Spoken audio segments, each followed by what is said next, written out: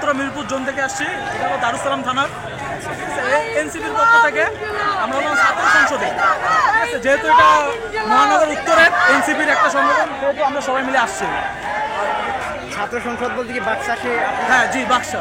আপনি বাকশাসের কোন পদে আছেন? না, আমি ক্যান্ডিডেট। ক্যান্ডিডেট? জি, দারুসালাম থানা ক্যান্ডিডেট। কোন থানা? দারুসালাম থানা। থানার ক্যান্ডিডেট। আপনার নাম?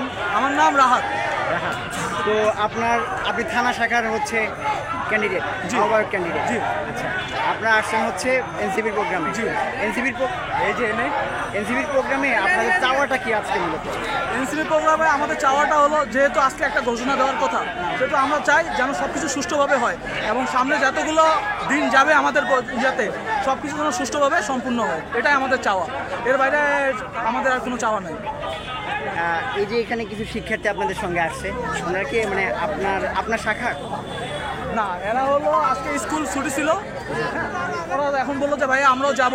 এখন সবাই নতুন দলে আসতে যাচ্ছে বা দেখতে যাচ্ছে যে কি জিনিসটা কি দেখতে যাচ্ছে, এই জন্য তারা বলতেছে ভাই আমরা যাবো, সেহেতু আমি নিয়ে আসছি। মানে সবাইকে দেখা যাচ্ছে একটা স্কুলের, তো ওরা আপনার সঙ্গে এসেছে। জি, ওরা ক্লাস শেষ, এখন শেষ করে আমি এখানে দাঁড়িয়ে আছি, তখন বললো যে ভাই, ওরা উঠতি বয়সে ওরা দেখতে যাচ্ছে যে কীভাবে কী করতে হবে, আমরা পরের প্রজন্ম কীভাবে আগাবো, এই জন্য ওরা আমার সাথে আসছে।